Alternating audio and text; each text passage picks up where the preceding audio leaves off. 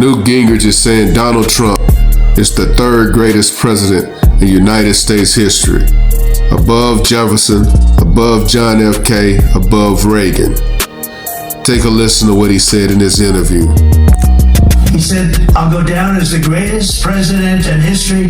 And then he blew it. He said, I'm not sure if I put him above Washington or Lincoln. So I'm not that happy about that, dude. Former Speaker of the House, Newt Gingrich is here. All right. So he's not there at Washington, Lincoln level yet. Where is he in the Newt Gingrich presidential historian scheme of things?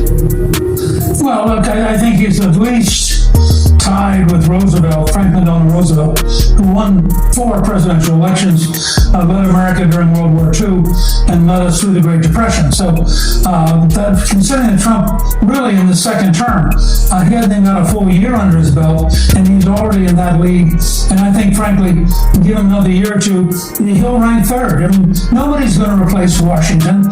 He created the country, and nobody's going to replace Lincoln. He won a civil war and sustained the country. So they're just out of reach. I like President Trump. I think he's historic.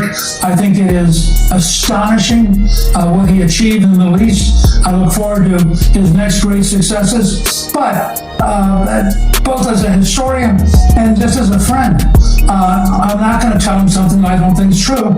I think he has a real shot at becoming number 3 in the pantheon of American presidents. But I don't think there's any likelihood that he will in any way replace either Lincoln or Washington, just because historically the moment they were in was so decisive in shaping us as a country, and hopefully we're not ever going to be in that kind of a moment in the near future. Just saying Donald Trump is in the top 3 of presidents of all time is big, big words from Newt Gingrich. Why? Because he has the history and the resume to back up what he's saying. Well, you would put him ahead of Reagan, that means. Oh, look, I love Ronald Reagan. I campaigned with him. I served in Congress 8 years with his president. He defeated the Soviet Empire. He's certainly, I think, the second greatest president in the modern era after Trump. But you look at the scale of change that Trump is pulling off, both at home and abroad, and it's without parallel. Reagan was a great, great man, and he did things that really profoundly reshaped America. Everything we did when I was Speaker was standing on Reagan's shoulders and implementing Reagan's ideas.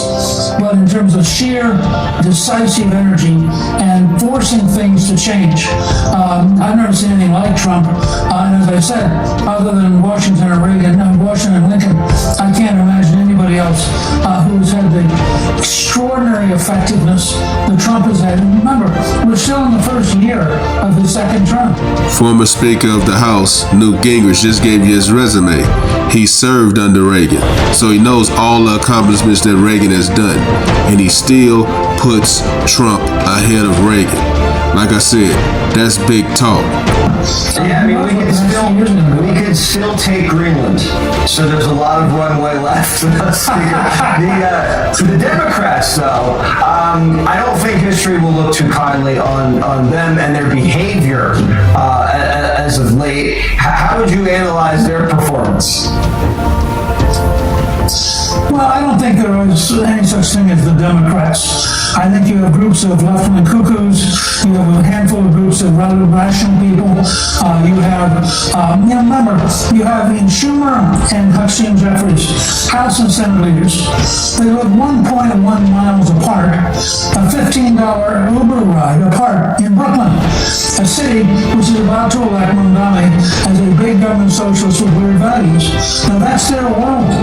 There's a giant country beyond Brooklyn, and they have no clue what's happening in the country. So new poll out in Minnesota, for example, that shows that the Republican nominee unnamed is within 3 or 4 points of beating any Democrat who runs. It's Minnesota.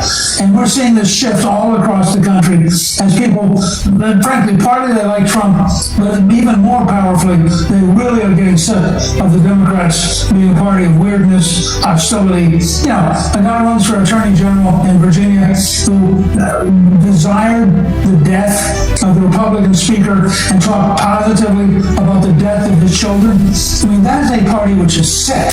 And Spanberger, the candidate for governor, can't even repudiate him. So I think what you have is a sense that these people are really increasingly crazy and increasingly incompetent, and that they're shifting people towards the Republican Party, I think, in a very big way. We all know the Democrat Party doesn't have a leader. They shut down the government, and no one knows what they're demanding to get the party back up, other than money.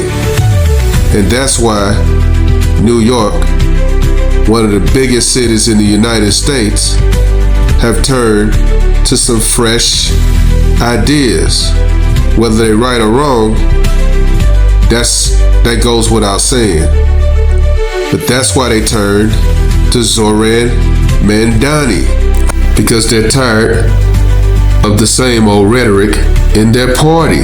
And as for Donald Trump, he wins an election, loses an election, then wins an election, has 2 assassination attempts on his life, stops 8 wars. If he can put this 9th war to an end between Ukraine and Russia, bring down the United States debt, and lower medical prices, we might have to revisit if he's higher than number 3. Like, comment, subscribe. Follow God, not culture.